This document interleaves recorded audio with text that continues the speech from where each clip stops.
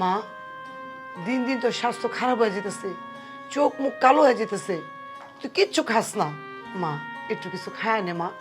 দাঁড়া। বৌমা, বৌমা, টেবিলে খাবার রাখা আছে, ওর জন্য একটু নিয়ে আসো তো। আম্মা আমার না আর খাইতে ভালো লাগতেছে মা, না। আমার লক্ষ্মী মা, একটু খেতে হয় মা। শুকিয়ে গেছিস তাই না মা, একটু খেতে হবে, দাও। মা দেখ, তুই যে যা যা পছন্দ করিস আমি তাতেই নিয়ে আসছি। চাটনি নিয়ে আসছি, তেঁতুল নিয়ে আসছি, কলা নিয়ে আসছি। এটা তো তোর অনেক পছন্দ, নে না এটা একটু খেয়ে নে। আম্মা আমার আর খাইতে ইচ্ছে হইতেছে না, আর কত খাবো বলো তো। এই সময় ভালো মন্দ খেতে হয়, নে না একটু, একটু খা না। কিন্তু আমার ভালো লাগে না আম্মা। মা, কবিতা আপা তো খাইতে চাইতেছে না, তাইলে আমার একটু ক্ষুধা লাগছে। আর তাছাড়া আমার বাচ্চা তো দিন দিন বড় হইতেছে, ওরও তো প্রোটিনের দরকার। তাইলে মা আমি খাই, খুব ক্ষুধা লাগছে মা, সারাদিন অনেক কাজ করছি তো। খাবার দেখলেই শুধু তুমি নজর দাও, খাবার দেখলেই শুধু খাই খাই করো কেন? ছোট লোকের বাচ্চা কোথাকার, খেতে পারো না তো তাই খাবার দেখলেই সয় না, তাই না? দেখলে আম্মা, এই জন্যই তোমাকে বলি এই মহিলাকে সবসময় আমাদের কাছে ডাকবে না। সারাক্ষণ শুধু খাই খাই আর খাই খাই, নজর লাগিয়ে দিল না আমার খাবারটার উপর। না বোন, সিসি কি বলতাছো তুমি? আমি তোমার বোনের মতো দেখি, আমি কিভাবে তোমার খাবারে নজর দিব? আমি তো ভাবলাম যে তুমি খাইতে পারতাছো না, তাই আর কি। হয়েছে, তোমার আর বলতে হবে না। তুমি যে আমার কত ভালো চাও তা আমার বোঝা হয়ে গেছে। সব সময় তুমি এরকম করো, যখনই আমার মা ভালোবেসে একটু খাওয়াতে যায় বা কিছু করতে যায় আমার সাথে, তখনই হচ্ছে তুমি এরকমটা করো। আমি খাবো না আম্মা এই খাবার, ছোট লোক কোথাকার, জীবনে কখনো এরকম খাবার দেখিনি তো। আর কি বলবো, আমার মা তো আদর করে তাও খাওয়ায়, ওর মার তো আর সামর্থ্য নেই তাই না, তাই সব সময় এরকম করে আমার সাথে। এই, এভাবে দাঁড়িয়ে না থেকে যাও, দেখতে পাচ্ছ না ড্রেসিং টেবিলটা ময়লা হয়ে গেছে, যাও পরিষ্কার করো গা, যাও। তুমি কি শুনতে পাওনি আম্মা তোমাকে কি বলেছে? আমি কি এই সময় এত ভারী কাজ করতে পারি নাকি? তুমি আমার ড্রেসিং টেবিলটা একটু পরিষ্কার করে দাও, ভালো করে গুছিয়ে দিও। যাও তাড়াতাড়ি যাও।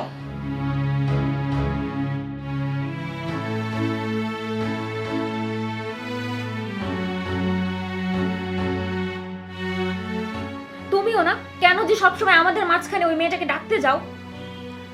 থাক মা, রাগ করিস না, ছোট লোকের মেয়ে তো বুঝিস না, জীবনে কখনো খেতে পায়নি তো তাই খাবার দেখলে সহ্য হয় না। এসব খাবার আমি খাবো না। ও আমার খাবারে চোখ লাগিয়ে দিয়েছে না, আমার বাচ্চাটার যদি কিছু হয়ে যায় এসব খাবার খেয়ে। ঠিক আছে মা, তোকে এই খাবার খেতে হবে না, আমি ডিম বসিয়েছি না, আমি আনতেছি মা। রাগ করিস না, মন খারাপ করিস না মা, তোকে তো খেতে হবে তাই না, তোরও তো শরীর খারাপ, আমি আসতেছি।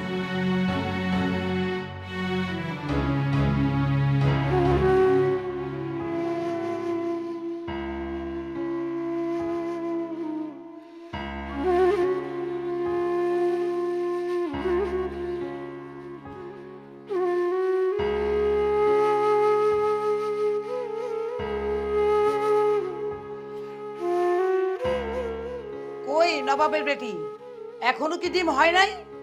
ডিমটা নিয়ে আসো।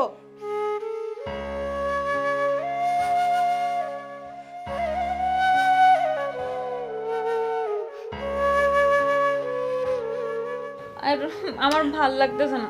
একটু একটু আরেকটু খাও। তুমি যে কি করো না, আমার ভালো লাগে না। খাও মা, খাও।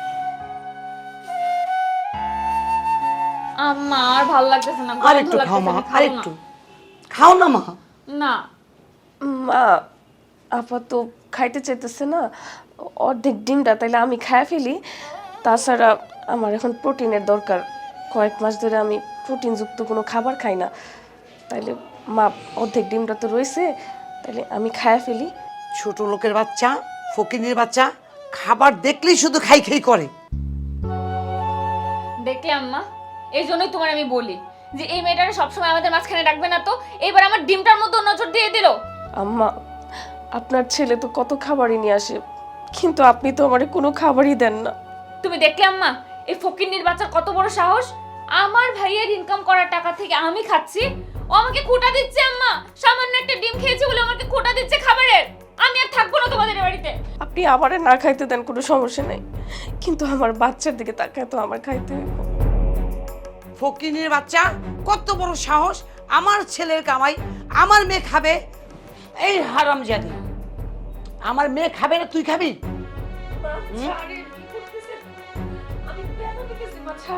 মা, মা, এ তুমি কি করতেছো?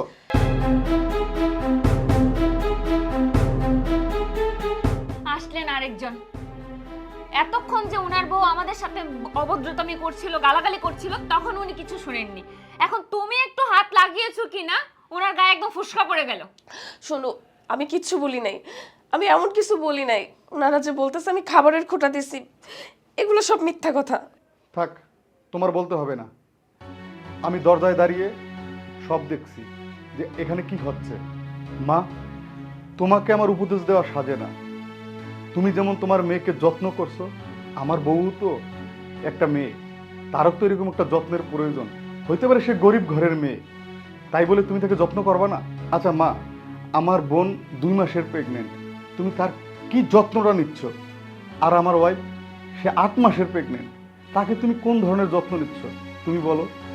আজকে আমার বউ আমার বোনের জায়গায় থাকার কথা, তার এভাবে রেস্টে থাকার কথা, সেখানে সে কি করতেছে দেখো, সারা দিন ঝিয়ের কাজ করতেছে ঘরে বসে, তুমি সেটা করাচ্ছ। এটা কি ঠিক করতেছো? মা, আমি যে এত খাবার দাবার আনি, সেই সমস্ত খাবার দাবার তো তুমি আমার বউকে খাওয়াচ্ছ না, সবই আমার বোনকে খাওয়াচ্ছ। মা, এই যে পুষ্টিকর খাবার দাবার এত আনতাম, তুমি আমার ওয়াইফকে কিছুই খাওয়াইতে না, সবই আমার এই বোনকে খাওয়াইতে। সবই আমি জানতাম, সবই আমি দেখতাম, তবু কিছু বলতাম না। কিন্তু আজ না বলে আর পারতেছি না। আমার বউয়ের প্রতি এতটা নির্যাতন করেছো, এতটা অত্যাচার করেছো, যা আমি দেখার পরেও সহ্য করে দিয়েছি। আজকে আর না বলে পারতেছি না। তুই তোর বউর সাফাই গাইতেছস? তোর বউকে আমরা না খায় রাখি? আর আম্মা সামান্য একটু শাসন করলো কিনা তোমার অনেক লাইগে গেল গায়ে। তোমার বউ যে আমাকে কত খারাপ খারাপ কথা বলছে তুমি শুনছো একবারও? তুই একদম চুপ থাক, কোনো কথা বলবি না। ভাইয়া, তোকে চুপ থাকতে বললাম না?